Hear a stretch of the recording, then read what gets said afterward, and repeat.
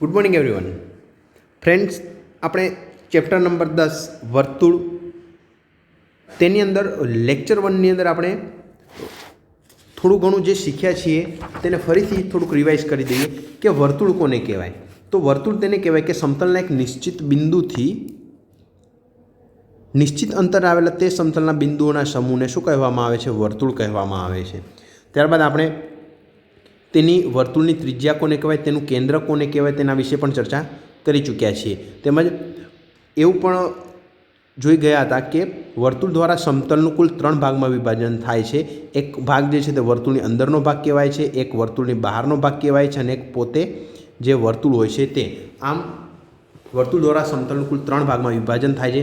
ત્યારબાદ વ્યાસ જોઈ ગયા હતા અને જીવા, એટલે કે જીવા કોને કહે તો વર્તુળ પરના કોઈપણ બે બિંદુને જોડતો રેખાખંડ જે હોય તેને વર્તુળની જીવા કહેવામાં આવે છે.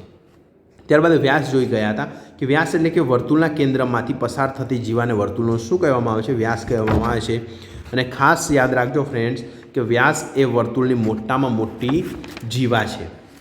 ત્યારબાદ અર્ધવર્તુળ જોઈ ગયા હતા કે જીવા જે વ્યાસ જે છે એટલે કે જીવાના અંત્ય બિંદુ વ્યાસ હોય, એટલે કે પી અને ક્યુ એ એક જીવા હોય તો બંને જે છે તે વર્તુળ જે બને છે તે અર્ધવર્તુળ છે તેવું કહી શકાય.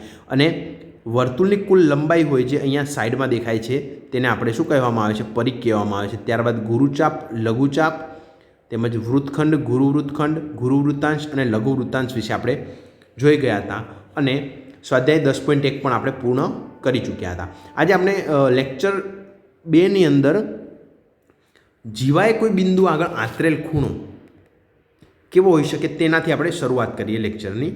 તો જીવાએ કોઈ બિંદુ આગળ આંતરેલો ખૂણો તે કઈ રીતના હોઈ શકે? તો રેખાખંડે બિંદુ આગળ આંતરેલ ખૂણો તો અહીંયા કહી શકે કે આપેલ રેખાખંડની બહારના બિંદુએ રેખાખંડના અંત્ય બિંદુઓ સાથે જોડવાથી જે ખૂણો બને તે ખૂણાને આપેલ રેખાખંડે તે બિંદુ આગળ આંતરેલ ખૂણો કહેવાય, જેને ઇંગ્લિશમાં સબટેન્ડેડ એંગલ કહેવામાં આવે છે. એટલે કે સૌથી પહેલાં આપેલ રેખાખંડ, એટલે કે ધારો કે અહીંયા કોઈ એક રેખાખંડ તમને આપેલ છે, એ રેખાખંડ જે છે તે એ અને બી એ રેખાખંડનું નામ છે. રેખાખંડની બહારના બિંદુ એટલે કે અહીંયા કોઈ પણ એક બિંદુ એટલે કે બિંદુ પી આપેલું છે, રેખાખંડના અંત્ય બિંદુઓ સાથે જોડવાથી એટલે કે રેખાખંડના અંત્ય બિંદુઓ કયા છે? એક એ છે અને બીજું અહીંયા બી છે. જોડવાથી જે ખૂણો બને એટલે કે ખૂણો અહીંયા જે બનતો હોય તે ખૂણાને આપેલ રેખાખંડે એટલે કે આપેલ રેખાખંડ એ બી તે બિંદુ આગળ આંતરેલ ખૂણો કહેવામાં આવે છે. એટલે કે અહીંયા આપણે પી એ અને પી બી દોરવાથી અહીંયા ખૂણો આપણને કયો મળે છે? એ પી બી મળે છે તેવું કહી શકાય. એટલે કે અહીંયા ખૂણો જે મળે છે તે આપેલ રેખાખંડ એ બી આગળ આંતરેલ ખૂણો છે તેવું કહી શકાય. હવે આગળ જોઈએ તો વર્તુળની જીવાએ આંતરેલ ખૂણો.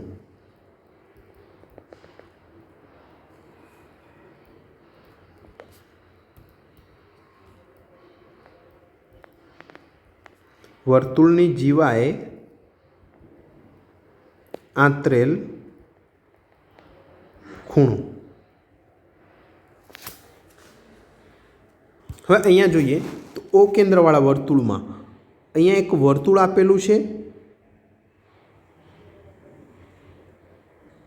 અને તેનું કેન્દ્ર જે છે તે ઓ છે. ઓ કેન્દ્રવાળા વર્તુળમાં અહીંયા એ બી જીવા આપેલી છે, એટલે કે અહીંયા આપણે એ બી તેની જીવા દોરી દઈએ. એ અલગ કલરથી દોરી. ચલો, એ અને બી તેની જીવા આપેલી છે. હવે અહીંયા એક પી બિંદુ આપેલું છે, એટલે કે ગુરુચાપ અહીંયા જે છે એટલે ગુરુચાપ એ બી પરનું જે બિંદુ જે છે તે પી આપેલું છે. અને અહીંયા એક બિંદુ આપણે ક્યુ લઈ લઈએ, એટલે કે બિંદુ ક્યુ એ લઘુચાપ એ બી પર આવેલું છે.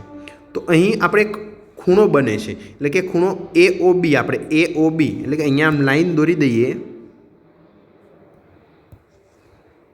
એ ઓ અને બી, એટલે કે અહીંયા એક એંગલ બને છે. એ જીવા જે એ બી આપેલી છે એ કેન્દ્ર આગળ, કેન્દ્ર એટલે કે કેન્દ્ર ઓ આગળ આંતરેલ ખૂણો છે તેવું કહી શકાય. અને એ પી બી અહીંયાથી એક બીજી લાઈન દોરી દઈએ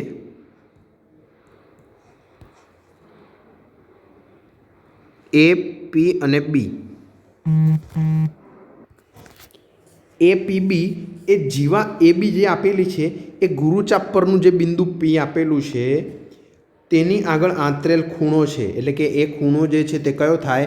અહીંયા સૌથી પહેલાં એક ખૂણો થશે જેને આપણે નામ આપીએ એ ઓ બી. એ ઓ બી.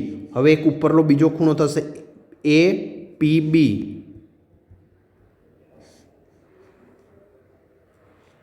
તેવી જ રીતના અહીંયા જે ક્યુ એટલે કે એક બીજી લાઈન પણ આપણે દોરી દઈએ અલગ કલરની.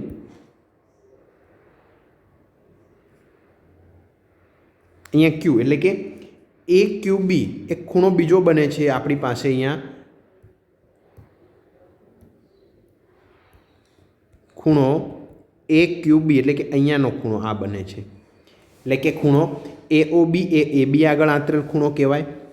એ પી બી એ પણ જીવા એ બી આગળ આંતરેલ ખૂણો કહેવાય. અને હવે એ ક્યુ બી એ પણ જીવા એ બી અને એટલે કે જીવા એ બી પરના બિંદુ જે ક્યુ લઘુચાપ ક્યુ એટલે કે એ બી જીવા આગળ લઘુચાપ અહીંયા એ બી લઘુચાપ થશે અને ત્યાં બિંદુ ક્યુ આપેલું છે તેની આગળ આંતરેલો ખૂણો છે તેવું કહી શકાય. હવે આપણે આગળ જોઈએ પ્રમેય નંબર 10.1, જેનું સ્ટેટમેન્ટ છે વર્તુળ એટલે કે એકરૂપ વર્તુળની સમાન જીવાઓ વર્તુળના કેન્દ્ર આગળ સમાન ખૂણા આંતરે છે. ફ્રેન્ડ્સ યાદ રાખજો કે આ પ્રમેય પરીક્ષામાં પૂછાઈ શકે છે ખાલી સ્ટેટમેન્ટ સાથે. એટલે કે આ ચેપ્ટરની અંદર આપણે એક પણ પ્રમેય સાબિતી સાથે લેવાના નથી, ફક્ત ને ફક્ત તેનું સ્ટેટમેન્ટ જ યાદ રાખવાનું છે. તો જોઈએ કે અહીંયા વર્તુળની સમાન જીવાઓ એટલે કે કોઈ એક આપણે વર્તુળ લઈ લઈએ, તેની સમાન જીવાઓ હોય તો વર્તુળના કેન્દ્ર આગળ સમાન ખૂણા આંતરે છે. ધારો કે અહીંયા આપણે એક વર્તુળ દોરી દઈએ.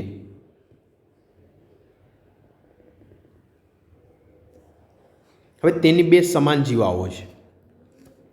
તેની બે જીવા આપણે કોઈ પણ લઈ લઈએ કે અહીંયા ધારો કે એ બી જીવા છે,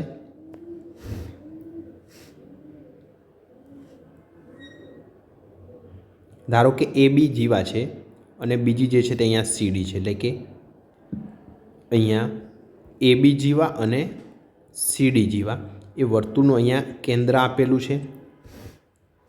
હવે આ બંને જીવા જે છે તે કેવી છે? સરખી છે. એટલે કે બંને સાઈડ આપણે લાઈન કરી દઈએ. હવે શું કહે છે કે સમાન જીવાઓ વર્તુળના કેન્દ્ર આગળ, તો હવે વર્તુળના કેન્દ્ર આગળ તેને આપણે જોઈન્ટ કરી દેવી પડે. તો અહીંયા ધારો કે આપણે વર્તુળના કેન્દ્ર આગળ તેને આપણે જોઈન્ટ કરી દીધી છે. એ વર્તુળના કેન્દ્ર આગળ સમાન ખૂણા આંતરે છે. તો અહીંયા જે છે તેને આપણે બંનેને અલગ કરી દઈએ. એટલે કે અહીંયાથી આ રીતના લાઈન દોરી દઈએ અને બીજી અહીંયા દોરી દઈએ. તો વર્તુળનું કેન્દ્ર જે છે તે ઓ કરી દઈએ. હવે એવું કહે છે કે સમાન જે વર્તુળના કેન્દ્ર આગળ સમાન ખૂણા આંતરે છે. એટલે કે ખૂણો એ ઓ બી કયો ખૂણો થશે ફ્રેન્ડ્સ? એ ઓ બી એટલે કે આ ખૂણો આંતરે છે અહીંયા જીવા એ બી એ અને સીડી એ ખૂણો એટલે કે ખૂણો એ ઓ બી અને ખૂણો COD એટલે કે અહીંયા એવું કહે છે કે વર્તુળની સમાન જીવાઓ એટલે કે સમાન જીવાઓ એ બી અને સીડી સમાન જીવાઓ છે. એ વર્તુળના કેન્દ્ર આગળ એટલે કેન્દ્ર ઓ આગળ સમાન ખૂણા આંતરે છે. એટલે કે એ ઓ બી અને COD એ બંને કેવા થાય? સમાન એટલે કે ઇક્વલ ટુ થવા જોઈએ. તેવું અહીંયા આપણને પ્રમેયનું સ્ટેટમેન્ટ એવું આપણને કહે છે. તો જો આપણે સાબિત કરવું તો કેવી રીતના કરી શકીએ? તો અહીંયા બે ત્રિકોણ છે AOB અને COD એટલે કે ત્રિકોણ OAB અને ત્રિકોણ OCD માં એમાં સરખું શું છે? સૌથી પહેલાં OA અને OD. OA બરાબર શું થશે? OD, કારણ કે એ એક જ વર્તુળની ત્રિજ્યા છે. એટલે કે કારણ ત્યાં શું લખી શકાય? એ ત્રિજ્યાઓ. કારણ કે OA અને ODનું અંતર કેટલું થશે? સરખું જ થશે. ત્યારબાદ OB અને OC એ પણ ત્રિજ્યા છે. OB અને OC તે પણ ત્રિજ્યા છે, માટે તેને પણ આપણે અહીંયા કૌંસની અંદર શું કરી શકીએ? ત્રિજ્યાઓ લખી શકાય. અને જીવા સરખી છે એટલે કે AB અને CD સરખું છે. એટલે કે AB બરાબર CD। અહીંયા કારણ લખવું હોય તો લખી શકાય કે અહીંયા પક્ષની અંદર આપણને આપેલું છે, પક્ષ એટલે કે ઉપર સ્ટેટમેન્ટમાં આપેલું છે। હવે આ ત્રણ વસ્તુઓ સરખી થતી હોય તો આ બંને ત્રિકોણ જે છે તે એકરૂપ કહેવાય, માટે ત્રિકોણ OAB એકરૂપ ત્રિકોણ OCD। કારણ આપણે શું લખી શકીએ, બાજુ બાજુ અને બાજુ, એટલે કે આ બંને સરખા છે અને આ ત્રણ સરખા છે, એટલે કે ત્રણ બાજુ સરખી છે। કારણ અહીંયા શું લખી શકાય, બા બા બા, આમ ત્રણેય બાજુઓ સરખી છે માટે અહીંયા જે આપેલ બંને ત્રિકોણ છે OAB અને OCD એ બંને ત્રિકોણ જે છે તે કેવા થાય, એકરૂપ થાય। અને એકરૂપ ત્રિકોણના અનુરૂપ અંગો કેવા હોય, સરખા હોય, માટે અહીંયા ખૂણો AOB ઇઝ ઇક્વલ ટુ ખૂણો COD થશે। કારણ અહીંયા લખો શું લખી શકાય કે CP CT છે માટે। આમ આ બંને ખૂણાઓ જે છે તે એક સરખા થાય છે।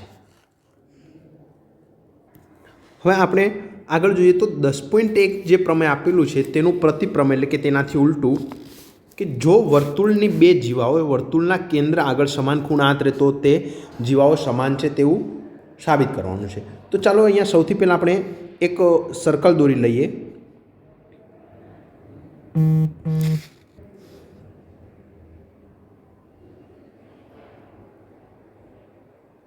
ચલો અહીંયા એક વર્તુળ દોરેલું છે। હવે એવું કહે છે કે જો વર્તુળની બે જીવાઓ એટલે કે અહીંયા વર્તુળનું કેન્દ્ર આપેલું છે અને તેની બે જીવાઓ દોરી દઈએ। અહીંયા ધારો કે તેની એક જીવા જે છે તે AB છે અને બીજી જીવા જે છે તે અહીંયા આપણને આપેલી છે PQ।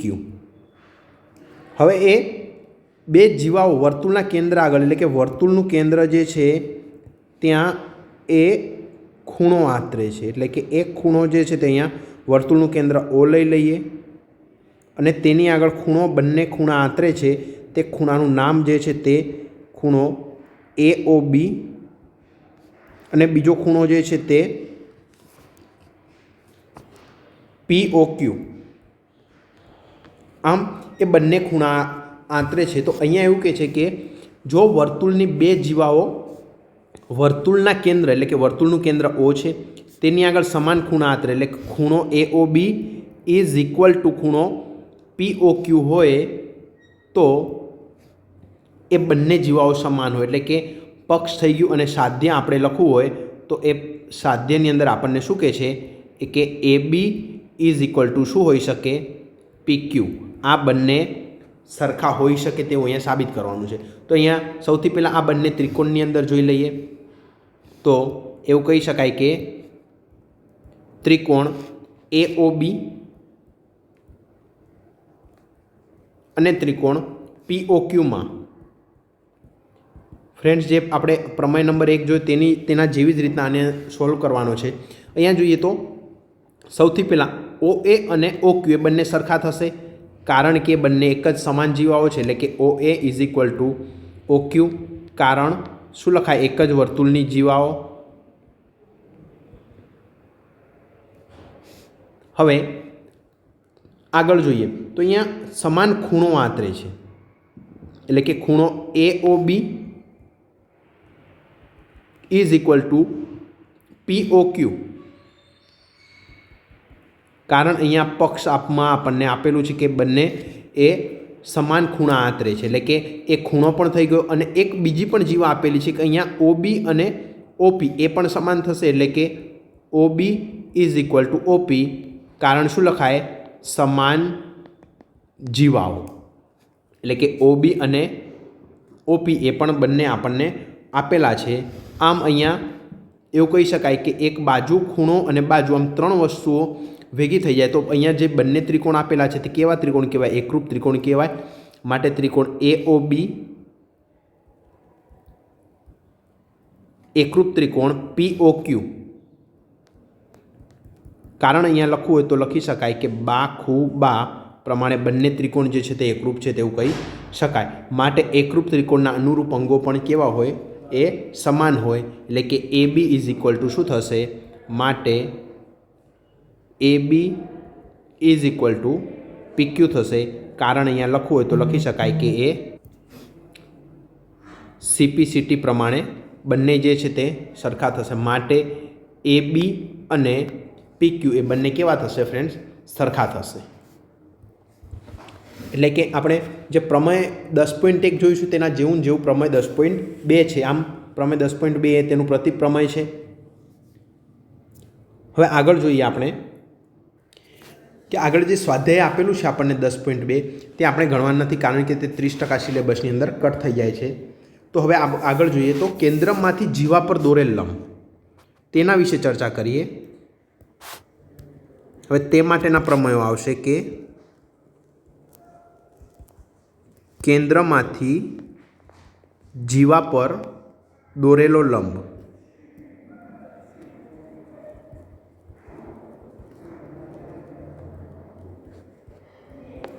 તે શું હોય? તો સૌથી પહેલાં જોઈએ પ્રમેય 10.3 અને 10.4 જોઈશું. પ્રમેય 10.3 જોઈએ આગળ કે વર્તુળના કેન્દ્રમાંથી જીવા પર દોરેલો લંબ એ જીવાને દુભાગે છે. એટલે કે અહીંયા ધારો કે આપણે કોઈ એક વર્તુળ દોરી લઈએ. અહીંયા એક વર્તુળ આપેલું છે, તેનું કેન્દ્ર જે છે તે O. હવે વર્તુળના કેન્દ્રમાંથી જીવા પર દોરેલ લંબ એટલે કે અહીંયા કોઈ એક જીવા દોરી દઈએ. એ જીવા પર દોરેલ લંબ એટલે કે જીવા જે છે તે AB આપેલી છે અને તેની પર દોરેલ લંબ એટલે કે OM આપણે લંબ દોરી દીધો છે. તો એ જીવા પર દોરેલ લંબ જીવાને દુભાગે છે, એટલે કે જીવાના બે ભાગ કરે છે. એટલે કે AM ઇઝ ઇક્વલ ટુ શું થઈ શકે? MB થઈ શકે. આટલું તેની અંદર આપેલું છે સ્ટેટમેન્ટની અંદર કે વર્તુળના કેન્દ્રમાંથી જીવા પર દોરેલ લંબ એ જીવાને શું કરે છે? દુભાગે છે. એટલે કે AM is equal to MB એ બંને સમાન થાય. હવે તેનું પ્રતિપ્રમેય પણ એવું જ આપેલું છે કે વર્તુળના કેન્દ્રમાંથી પસાર થતી રેખા જીવાને દુભાગે તો તે રેખા જીવાને લંબ છે તેવું. એટલે કે અહીંયા વર્તુળ આપેલું હોય, અહીંયા તેનું કેન્દ્ર O. હવે એવું કીધું છે કે કેન્દ્રમાંથી પસાર થતી રેખા, ધારો કે કેન્દ્રમાંથી અહીંયા રેખા પસાર થાય છે આ રીતના, એ જીવાને દુભાગે એટલે કે અહીંયા જીવાના બે ભાગ પાડે તો તે રેખા જીવાને લંબ છે. એટલે કે અહીંયા એંગલ આપેલો છે. એટલે કે અહીંયા ધારો કે AB જીવા છે અને અહીંયા M આપેલું હોય તો એ જીવાને લંબ છે. એટલે કે OM જે છે એ લંબ ABમાં છે તેવું કહી શકાય. એટલે કે OMB અથવા OMB એટલે કે આ બાજુનો ખૂણો અથવા તો આ સાઈડનો ખૂણો. એટલે કે OMA એ બંને ખૂણા જે છે તે કેટલા ડિગ્રીના હોવા જોઈએ? 90 ડિગ્રીના હોય તો એ જીવાને લંબ છે તેવું કહી શકાય. એટલે કે OM લંબ AB છે તેવું કહી શકાય. હવે આગળ જોઈએ કે 3 બિંદુમાંથી વર્તુળ કેવી રીતના દોરી શકાય તેના વિશે જોઈએ.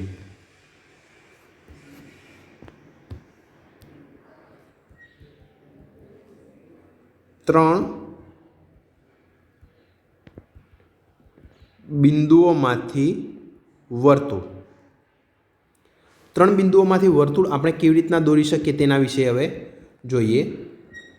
તો અહીંયા આપેલ એક બિંદુમાંથી પસાર થતાં આપણને અસંખ્ય વર્તુળ મળે. એટલે કે એક બિંદુ આપ્યું તેમાંથી આ રીતના આપણે અસંખ્ય વર્તુળ દોરી શકીએ. ધારો કે અહીંયા એક આ બિંદુ આપેલું છે. હવે તેમાંથી આપણે વર્તુળ દોરવા આવે તો કેટલા દોરી શકાય? તો અહીંયા એક વર્તુળ પસાર થાય છે, અહીંયા બીજું જાય છે, ત્રીજું થાય છે, ચોથું, પાંચમું, છઠ્ઠું, આવી રીતના અસંખ્ય એક બિંદુમાંથી અસંખ્ય વર્તુળ આપણે દોરી શકીએ. તેમજ બે બિંદુમાંથી પસાર થતાં પણ વર્તુળ જે છે તે અસંખ્ય મળે. એટલે કે અહીંયા ધારો કે બે બિંદુ આપેલા છે, એક બિંદુ અહીંયા છે અને બીજું બિંદુ અહીંયા છે, તો અહીંયા પણ આપણને અસંખ્ય વર્તુળ મળશે. આ રીતના આમ ગોળ ગોળ ફરતા હોય છે. એટલે કે બે બિંદુમાંથી પસાર થતાં પણ અસંખ્ય વર્તુળ મળે. પરંતુ 3 અસમરેખ બિંદુ આપેલા હોય એટલે કે અસમરેખ એટલે કે અલગ અલગ આ રીતના, તો તેમાંથી માત્ર ને માત્ર એક જ વર્તુળ પસાર થાય તેવું પ્રમેય 10.5ની અંદર સ્ટેટમેન્ટ આપેલું છે. તો ચાલો જોઈએ પ્રમેય 10.5નું સ્ટેટમેન્ટ. તો તેનું સ્ટેટમેન્ટ એવું આપેલું છે કે આપેલ 3 અસમરેખ બિંદુઓમાંથી એક અને માત્ર એક જ વર્તુળ પસાર થાય. ધારો કે અહીંયા એક બિંદુ આપેલું છે, અહીંયા બીજું આપેલું છે ને અહીંયા ત્રીજું આપેલું છે.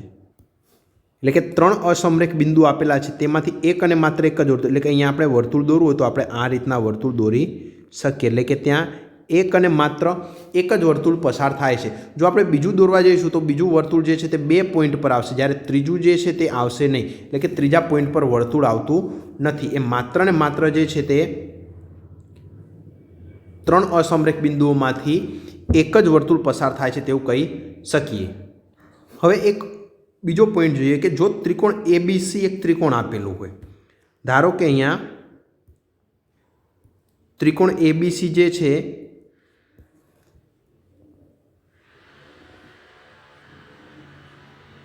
एक त्रिकोण एबीसी आपेलुं छे। हवे अहींया 10.5 प्रमाणे आपणे तेमांथी वर्तुळ दोरीए एटले के एबीसी 3 असमरेख बिंदुओ छे तेमांथी एक वर्तुळ दोरीए तो ए वर्तुळ जे छे ते एक ज वर्तुळ पसार थशे, बीजुं वर्तुळ पसार थशे नहीं। एटले के अहींयाथी आपणे वर्तुळ दोरवुं होय तो आ रीतना त्यां वर्तुळ दोरी शकाय। एटले के एबीसी त्रिकोण एबीसीना 3 बिंदुओ परथी एक वर्तुळ अनन्य वर्तुळ आपणे पसार थाय। हवे आ वर्तुळने त्रिकोण एबीसीनुं खास याद राखजो, आ वर्तुळ जे दोर्युं छे तेने त्रिकोण एबीसीनुं परिवृत्त कहेवामां आवे छे। शुं कहेवामां आवे छे? परिवृत्त।